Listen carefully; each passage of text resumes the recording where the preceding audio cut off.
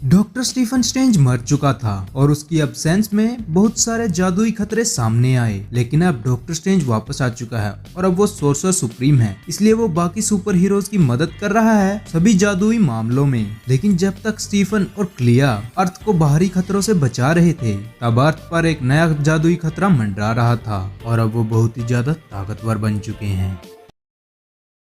तो doctor strange के second episode में आप सभी का स्वागत है। तो स्टार्टिंग में हम देखते हैं क्लिया और मिस्टर नाइट को। वो एक बच्ची की मदद करने आए हैं जो कि नींद से जाग नहीं रही, और हम क्लिया को सुन सकते हैं। मैं स्टीफन को जानती हूँ, वो मून नाइट को पसंद नहीं करता, लेकिन मैं करती हूँ, क्योंकि एक बार मून नाइट ने मेरी मदद की थी स्टीफन को वापस लाने में, और अब वो हमारी मदद करने वाला है। इसके बाद हम मिस्टर नाइट को सुन सकते हैं। वो स्ट्रेंज से कहता है कि मुझे पता है मैं तुम्हारा फेवरेट पर्सन नहीं हूँ। इस पर डॉक्टर कहता है, हाँ मिस्टर स्पेक्टर, तुम नहीं हो, लेकिन तुम मेरे उस फेवरेट पर्सन के फ्रेंड हो। लेकिन इससे फर्क नहीं पड़ता, यहाँ पर एक बच्ची की जान खतरे में है और इसलिए हमें वही करना होगा जो हमें करना चाहिए। जहाँ मिस्टर नाइट कहता है कि जहाँ तक मुझे लगता है ये कोई मेडिकल केस नहीं है। इसे देखकर ऐसा लग रहा है जैसे इस बच्ची में से कुछ गायब हो गया है। जिस पर डॉक्टर स्ट्रेंज कहता है, हाँ उसकी एस्ट्रल फॉर्म गायब है और तुम कुछ ऐसा नहीं कर सकते जिसकी वजह से वो वापस आ जाए। तो मिस्टर नाइट कहता है, तो ये एक यूरेनियम के टुकड़े की तरह है जो कि हमारे ब्रेन में फंसा होता है,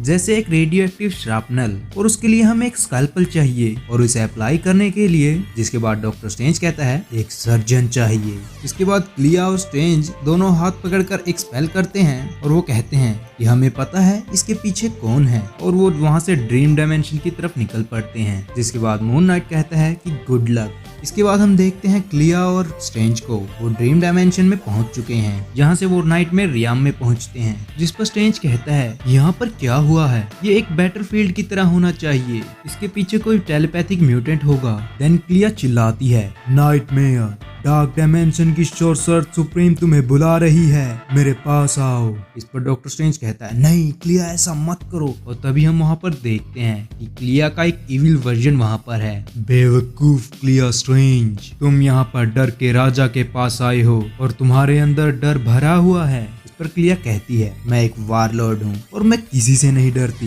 देन क्लिया का फियर कहता है, अच्छा तो तुम खुद से वही झूठ बोल रही हो जो तुम्हें उससे बोलती हो। मुझे पता है क्लिया, तुम्हें किससे डर लगता है, और मैं ही तुम्हारा डर हूँ, मैं ही तुम हूँ, एक मॉन्स्टर। इस पर स्ट्रेंज कहता है, क्लिया रुको, मैं आ रहा हूँ। तभी पीछे से आवाज आती है, ऐसा करने के बारे में सोचना भी मत स्ट्रेंज, तुम उसके लिए कुछ नहीं कर सकते, जैसे कि तुम खुद के लिए नहीं कर सकते। एक ओल्ड मैन, आखिर में तुम एक बूढ़े आदमी ही रहोगे जो कि एक मास्क पहना हुआ है। तुम 5000 साल तक विशांति की जंग में थे, क्या कोई इतना ओल्ड हो सकता है? एक ओल्ड मैन जिसकी पावर, जिसका दिमाग कमजोर हो चुका है, लेकिन वो मर नहीं रहा, वो कब तक अपनी वाइफ को बचा सकता है? इस पर हम क्लिया को देखते हैं। क्लिया कहती है, मुझे फर्क नहीं पड़ता, क्योंकि डर यही तो करता है, वो हमें अलग करता है, हमें कमजोर बनाता है, लेकिन मेरे साथ ऐसा कुछ नहीं होगा। इस पर क्लिया कहती है, स्ट्रेंज तुम मेरे डर का सामना करो, मैं तुम्हारे वाले से निपटती हूँ। और यहाँ पर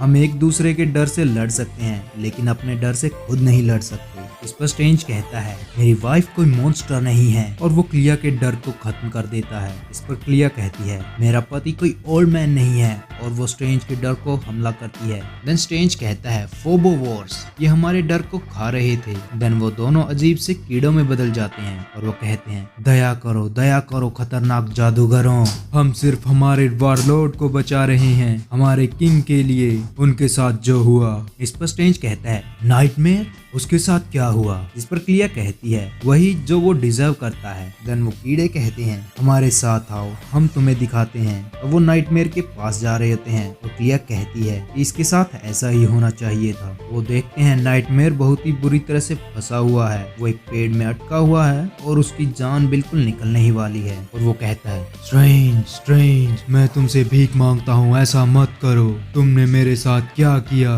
मैंने तुम्हारे बच्चे को छोड़ दिया, प्लीज मुझे मत मारो, तुमने जैसा कहा मैंने वैसा ही किया। इस पर स्ट्रेंज कहता है, क्या मैंने तुम्हें कब कहा और तुम किस बच्चे के बारे में बात कर रहे हो? यहाँ पर आखिर चल क्या रहा है? इस पर क्लिया कहती है वो इस बच्ची के बारे में बात कर रहा है, उसने उसकी एस्ट्रल फॉर्म को रिलीज कर दिया। इसके बाद नाइटमेयर कहता है प्लीज स्ट्रेंज मुझे बख्श दो, मैं कभी भी तुम्हारे मामलों में इंटरफेयर नहीं करूंगा। इस पर क्लिया कहती है वो झूठ बोल रहा है स्ट्रेंज। देन स्ट्रेंज कहता है नहीं, तुम अपनी थर्ड आई से देखो, वो सच बोल रहा है, उसके साथ ऐसा ही हुआ है। इस पर स्ट्रेंज कहता है कि हमें और अंदर जाना होगा। हमें लगा हम नाइटमेयर को आसानी से हराकर उस बच्चे की एस्ट्रल फॉर्म को बचा सकते हैं, लेकिन हमें और गहराई में जाना होगा, हमें एस्ट्रल सीज में जाना होगा। इस पर क्लिया कहती है स्ट्रेंज मैं उस बच्चे के स्पिरिचुअल सिग्नेचर को महसूस कर सकती हूँ, क्या तुम्हें वो नजर नहीं आ रहा?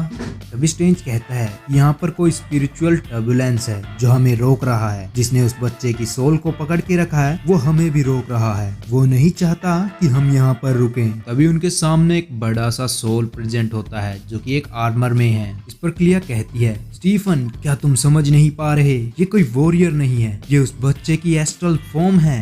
द आर्मर स्टीफन वो सोल को प्रोटेक्ट नहीं कर रहा, उसने उसे कैद कर रखा है। इस पर स्ट्रेंज कहता है वो आर्मर वो बहुत ही खतरनाक है, क्या तुम इसे रोक सकते हो? इस पर स्ट्रेंज कहता है कि मुझे पूरा कंसंट्रेशन करना होगा और तुम्हें इसमें मेरी मदद करनी होगी। तब हम देखते हैं कि स्ट्रेंज वो स्पेल कर रहा है और क्लिया उसे डिफेंड कर रही है ताकि वो उस सोल को बचा सके। और हम क्लिया को सुन सकते हैं वो लड़ रही है और कह रही है कि एक बच्चे की सोल को एक वेपन में बदला गया है, लेकिन वो बच्चा कोई वेपन नहीं है, लेकिन जब तक स्टीफन उसे बचा नहीं लेता मुझे इस वेपन से लड़ना होगा और हमें उसे बचाना होगा जो भी उसे यहाँ पर कैप्चर करके रखा हुआ है, जब तक कि स्ट्रेंज उस पर हमला नहीं करता। और तब हम देखते हैं कि स्ट्रेंज का स्पेल पूरा हो चुका है और वो उस आर्मर को डिस्ट्रॉय कर देता है और स्ट्रेंज को कोई झलक दिखती है। देन वो उसकी सोल को बचा लेते हैं और हम देखते हैं कि मिस्टर नाइट क्लिया और स्ट्रेंज को। स्ट्रेंज कहता है कि जब मैंने उस आर्मर को तोड़ा तब मैंने कुछ देखा, कुछ महसूस किया। इस पर क्लिया पूछती है कि क्या? इस पर स्ट्रेंज कहता है कि वहाँ पर किसी तरह का कनेक्शन था बहुत सारी बर्निंग सोल्स के बीच में, लेकिन आखिरकार हमने उस बच्चे की सोल को बचा ही लिया। लेकिन ये सब यहीं खत्म नहीं होगा, ये सिर्फ एक छोटा सा हिस्सा था एक बहुत बड़े खेल का, जहाँ पर नाइटमेयर को लगता है उसकी हालत का जिम्मेदार मैं हूँ। इस पर क्लिया कहती है एक नई प्रॉब्लम, एक नया एनिमी आने दो सबको। और तब हम क्लिया के माइंड में देखते हैं उसका फियर उससे कह रहा है कि तुम खुद से झूठ बोल रही हो जैसा तुम उससे बोल रही हो। इस पर क्लिया कहती है कि स्ट्रेंज वो कभी नहीं समझेगा। देन हम स्ट्रेंज को देखते हैं कि अब क्या वोंग उससे कनेक्शन बना रहा है। स्टीफन पूछता है कि वोंग क्या हुआ? वोंग बताता है यहाँ पर एक प्रॉब्लम हो गई है, एक बहुत बड़ी प्रॉब्लम। पर्पल डायमेंशन का वारलॉर्ड एगामोन को किसी ने मार दिया है उसी के पैलेस में। इसके बाद हम क्लिया को सुन सकते हैं ये न्यूज मेरे हार्ट में एक बम धमाके की जैसी है, जैसा कि मेरे डर वो वापस आ गए हैं। और यहीं पर डॉक्टर स्ट्रेंज का सेकंड एपिसोड खत्म हो जाता है। तो अब स्ट्रेंज को किस खतरे का सामना करना होगा ये जानने के लिए देखना होगा डॉक्टर स्ट्रेंज का थर्ड एपिसोड। तो मिलते हैं नेक्स्ट वीडियो में।